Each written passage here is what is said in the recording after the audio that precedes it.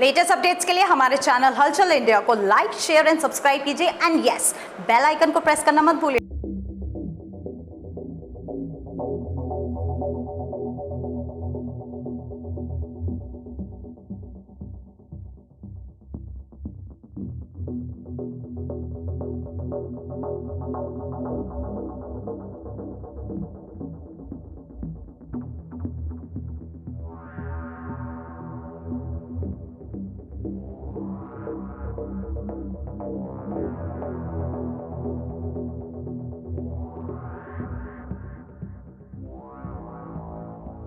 उत्तर प्रदेश के मुख्यमंत्री योगी आदित्यनाथ महिलाओं के प्रति जो अपराध हो रहे हैं उस पर बिल्कुल निगाह बनाए हुए हैं और बिल्कुल आदेश दे रखे हैं कि जो भी महिलाओं के साथ छेड़छाड़ करे या महिला संबंधी अपराध हो उस पर कड़ी से कड़ी कार्रवाई की जाए। एंटी रोमियो टीम भी लगातार लगी रहती है सड़कों पर और महिला शक्ति मिशन भी जोरों शोरों से चल रहा है। कुछ लोग ऐसे भी हैं जो असामाजिक तत्व हैं, जो बिल्कुल निडर हैं, ना ही जिनको सरकार का खतरा है ना ही किसी को पुलिस का भय है। तो वही ऐसे 2 से 3 लोग अभी दिल्ली रोड सड़क पर जा रहे थे जहां पर स्कूल की छुट्टी हुई। वहां पर एक छात्रा के बाल पकड़े, हाथ पकड़े और जबरदस्त उसके साथ खींचातानी शुरू कर दी। यहाँ पर कुछ लोग मौजूद थे, उन्होंने बीच बिचाव कराया और ट्रैफिक पुलिस जो कि हमेशा दिल्ली रोड पर मौजूद रहती है, इस पूरे वाकया को देखकर 2-3 लोगों को पकड़ा, जिसमें से एक लोग फरार हो गए और 2 युवक पकड़े गए, जिसमें से एक युवक एसएसवी इंटर कॉलेज का था, उसके पास आई कार्ड था। और किस तरह से ये पूरा वाकया हुआ था जानेंगे। चश्मदीद थे यहाँ पर। सर, किस तरह से हुआ था यहाँ पर जहाँ पर मुख्यमंत्री कह रहे हैं कि महिलाएं पूरी तरह से सेफ हैं? दरअसल 3 लड़कियां दिल्ली रोड पर से कॉलेज के टाइम पर अभी आ रही थी और उनके पीछे 3 लड़के थे, जिसमें से एक लड़का एक लड़के के साथ बदतमीजी करने लगा। उसने लड़की के बाल पकड़कर गिर से नीचे गिरा दिया, जिसमें उसके साथ हाथापाई करने लगा। इस दौरान मैंने लड़की से कुछ पूछने के लिए बोला तो लड़की रुकी नहीं, लड़की सीधी चली गई।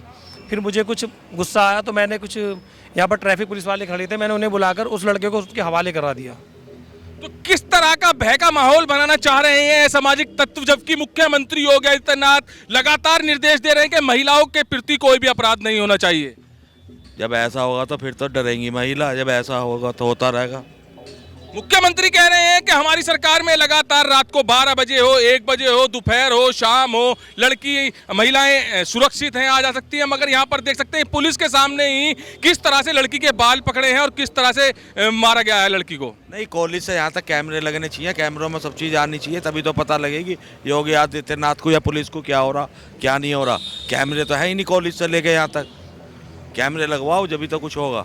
तो सर, क्या लग रहा था कि जो लड़की के साथ तभी पता लगेगी, इससे पहले तो कुछ पता ही नहीं लगेगी। ये घटना तो यहाँ पे दिल्ली रोड पे रोज की है, रोज हम यहाँ के दुकानदार है।